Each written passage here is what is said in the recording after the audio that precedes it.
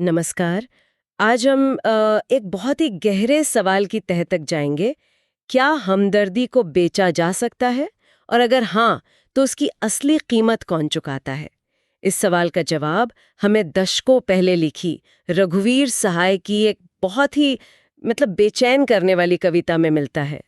कैमरे में बंद अपाहिज। ये कविता उनके संग्रह लोग भूल गए हैं से है, लेकिन इसकी बातें मुझे लगता है आज शायद पहले से कहीं ज्यादा सच्ची रखती हैं। बिल्कुल। और ये सवाल इसलिए भी जरूरी हो जाता क्योंकि रघुवीर सहाय खुद एक पत्रकार थे, एक संपादक थे। हाँ, ये बहुत जरूरी बात है। तो ये कोई बाहरी व्यक्ति की आलोचना नहीं है, ये एक इनसाइडर की नजर है। वो जानते थे कि कैमरे के पीछे असल में होता क्या है। और ये कविता उस सच्चाई को बिना किसी लाग लपेट के हमारे सामने रख देती है। तो चलिए फिर इस दुनिया में उतरते हैं। कविता की शुरुआत ही एक घोषणा से होती है, एक ऐलान से, जो शक्ति के पूरे खेल को साफ कर देता है। पंक्तियां हैं, हम दूरदर्शन पर बोलेंगे, हम समर्थ शक्तिवान, हम एक दुर्बल को लाएंगे एक बंद कमरे में। इन पहली 4 पंक्तियों में ही जैसे पूरा स्टेज सेट हो जाता है। हाँ, हम कौन है? मीडिया। और वो खुद को क्या कह रहे हैं? समर्थ, शक्तिवान। मतलब कोई विनम्रता नहीं, कोई झिझक नहीं, सीधा सीधा ताकत का इजहार है। बिल्कुल। और इस ताकत के सामने वो किसे ला रहे हैं? एक दुर्बल को। यहाँ उसका कोई नाम नहीं है, कोई पहचान नहीं है, कुछ नहीं। उसकी बस एक ही पहचान है कि वो दुर्बल है। मुझे ये लाएंगे शब्द बहुत चुभता है। हाँ, जैसे कोई चीज लाई जा रही हो, कोई इंसान नहीं। यहीं से मुझे लगता है उस व्यक्ति को एक वस्तु में बदलने की प्रक्रिया शुरू हो जाती है। सही पकड़ा आपने। और फिर ये बंद कमरा, ये एक टीवी स्टूडियो है, पर ये एक जाल जैसा भी लगता है। हाँ, एक ऐसी जगह जहां सारे नियम बनाने वाला हम है और उस दुर्बल व्यक्ति के पास बाहर निकलने का कोई रास्ता नहीं है, कोई कंट्रोल नहीं है। कोई कंट्रोल नहीं है। ये शक्ति का एक पूरा असंतुलन है। एक तरफ वो हैं जिनके पास मंच है, कैमरा है, आवाज है, और दूसरी तरफ एक व्यक्ति है जिसकी आवाज को भी वही नियंत्रित करेंगे। ये बंद कमरा प्रतीक है इस बात का कि जो कुछ भी होगा वो बाहरी दुनिया से कटा हुआ एक कंट्रोल्ड और स्क्रिप्टेड माहौल में होगा। असलियत नहीं, बल्कि असलियत का एक शो बनाया जाएगा। बिल्कुल। और फिर ये शो शुरू होता है सवालों से। ऐसे सवाल जो किसी भी संवेदनशील इंसान को झकझोर कर रख दें। उससे पूछेंगे, तो आप क्या अपाहिज हैं? तो आप क्यों अपाहिज हैं? आपका अपाहिजपन तो दुख देता होगा, देता है। और फिर ब्रैकेट में कैमरा दिखाओ इसे बड़ा बड़ा। ये कितना बेतुका और क्रूर है। हाँ, क्रूर ही कहूंगी मैं तो। पहला सवाल, तो आप क्या अपाहिज हैं? ये तो साफ साफ दिख रहा है। दिख ही रहा है। ये सवाल जानकारी के लिए नहीं है, ये उसे उसकी विकलांगता का एहसास दिलाने के लिए है, उसे असहज करने के लिए है। और दूसरा सवाल, तो आप क्यों अपाहिज हैं? वो तो हद्दी है। जैसे उसकी हालत, उसकी कोई गलती हो। इन सवालों में जानकारी की प्यास नहीं है, बल्कि एक तरह की हिंसा है। बिल्कुल सही शब्द है, हिंसा। ये भावनात्मक हिंसा है। हाँ, ये सवाल पत्रकारिता के नहीं है, ये उकसावे के हैं। इनका मकसद जवाब पाना नहीं, बल्कि एक प्रतिक्रिया, एक रिएक्शन पैदा करना है। एक ऐसा रिएक्शन जिसे बेचा जा सके।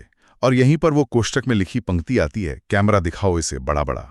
ये कमाल का साहित्यिक उपकरण है। हाँ, ये जो ब्रैकेट का इस्तेमाल है, ये आज के बिहाइंड द सीन्स फुटेज जैसा है एकदम। सहाय दर्शकों पहले ही हमें पर्दे के पीछे का असली खेल दिखा रहे हैं। मतलब एक तरफ पर्दे पर एक संवेदनशील इंटरव्यू का नाटक चल रहा है, और पर्दे के पीछे डायरेक्टर कैमरामैन को निर्देश दे रहा है। हाँ, जूम इन करो, उसके चेहरे पर दुख दिखाओ, उसकी आंखों में आंसू दिखाओ। बिल्कुल। ये हमें दिखाता है कि ये सब कितना ठंडा और कैलकुलेटेड है। करुणा यहाँ स्वाभाविक नहीं है, उसे पैदा किया जा रहा है, एक प्रोडक्ट की तरह बनाया जा रहा है। एक प्रोडक्ट की तरह। हाँ। वो फूली हुई आंख, वो कांपता हुआ होंठ, ये सब उस प्रोडक्ट की पैकेजिंग है। और जब वो व्यक्ति इन बेतुके सवालों से स्तब्ध होकर शायद अपमानित महसूस करके जवाब नहीं दे पाता, तब मीडिया का असली खेल शुरू होता है। अब दबाव बनाया जाता है। सोचिए, बताइए, आपको अपाहिज होकर कैसा लगता है? कैसा लगता है? हम खुद इशारे से बताएंगे कि क्या ऐसा। यहाँ मीडिया की अधीरता देखिए। उन्हें अपना शॉट चाहिए और वो मिल नहीं रहा है। कैसा लगता है, ये दोहराव हमदर्दी नहीं बल्कि जबरदस्ती है। जबरदस्ती है। जैसे वो कह रहे हो, चलो जल्दी करो, हमारे पास ज्यादा समय नहीं है, हमें जो चाहिए वो दो। और फिर वो सबसे ज्यादा परेशान करने वाली पंक्ति आती है जो आपने कही, हम खुद इशारे से बताएंगे कि क्या ऐसा।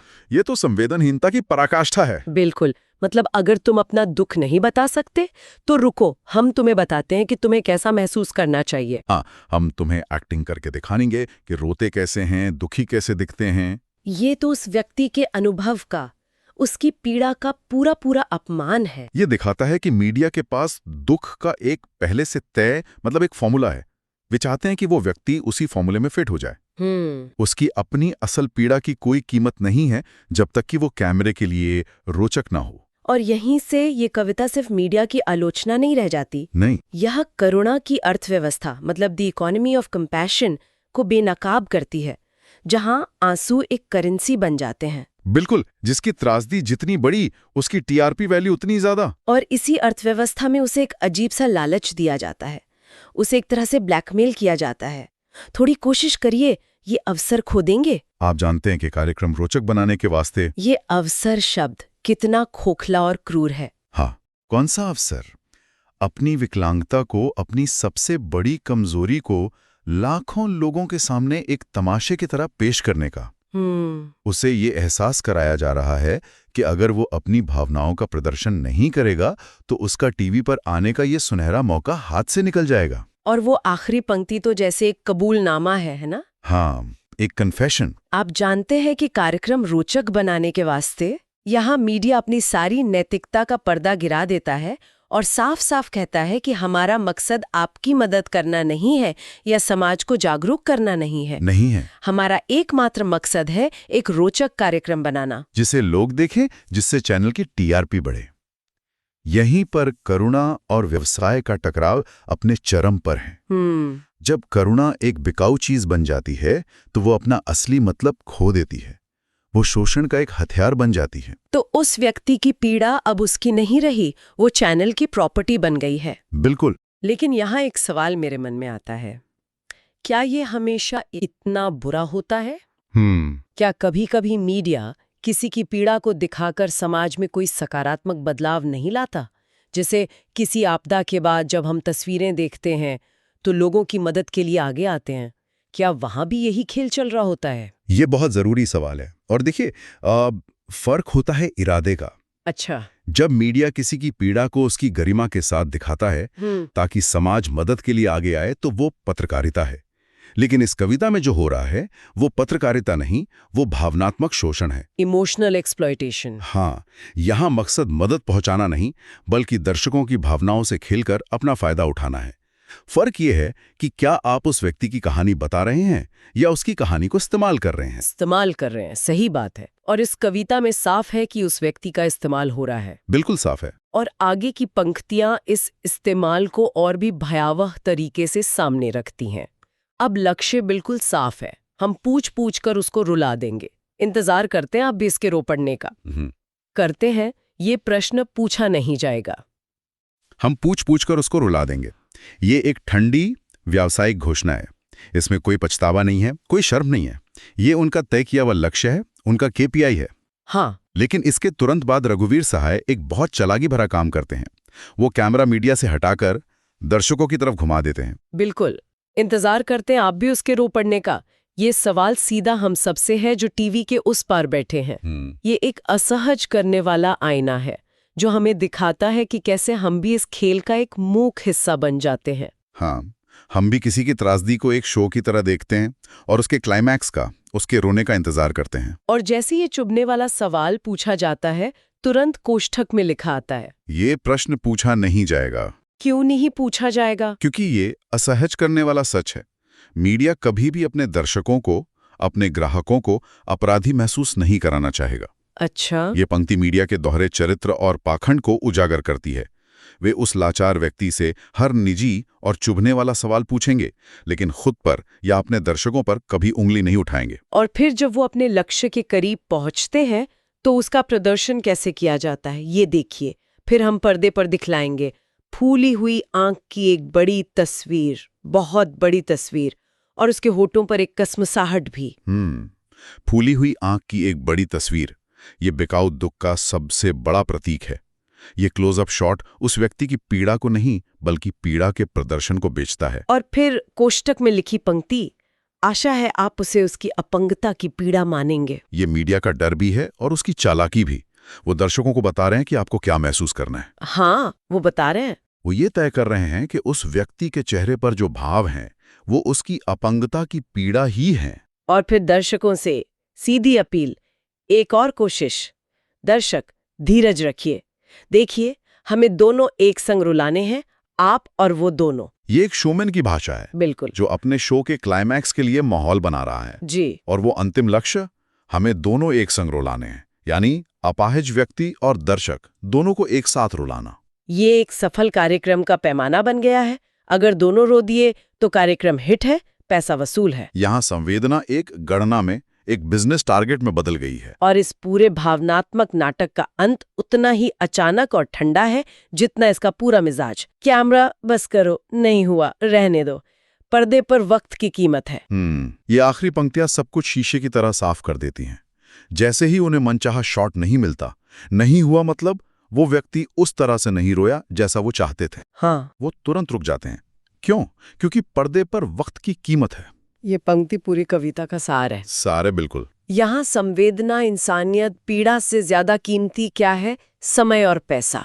हर सेकंड की कीमत है, और अगर उस सेकंड में मनचाहा ड्रामा नहीं मिल रहा तो उसे बर्बाद करने का कोई मतलब नहीं। और फिर वो मुस्कान, अब मुस्कुराएंगे हम। ये मुस्कान कितनी डरावनी और व्यंग्यात्मक है। बहुत। अभी अभी वे किसी की पीड़ा का सौदा कर रहे थे और जैसे ही कैमरा बंद हुआ, चेहरे पर एक पेशेवर मुस्कान आ गई। और उस कार्यक्रम को सामाजिक उद्देश्य से युक्त कार्यक्रम कहना तो सबसे बड़ा मजाक है। सबसे बड़ा व्यंग है। जिस कार्यक्रम का पूरा मकसद ही व्यापारिक हो, उसे सामाजिक चोला पहनाना। हाँ, और अंत में उनकी निराशा।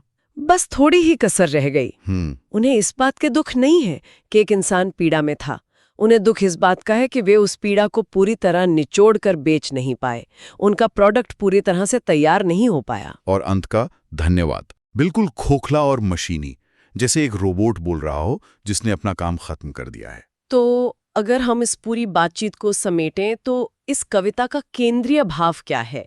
ये हमें क्या सिखाती है? देखिए, इस कविता का केंद्रीय भाव सिर्फ ये नहीं है कि मीडिया संवेदनहीन है। इसका गहरा मतलब ये है कि जब करुणा या हमदर्दी को एक उत्पाद, एक प्रोडक्ट बना दिया जाता है तो वो अमानवीय और क्रूर हो जाती है।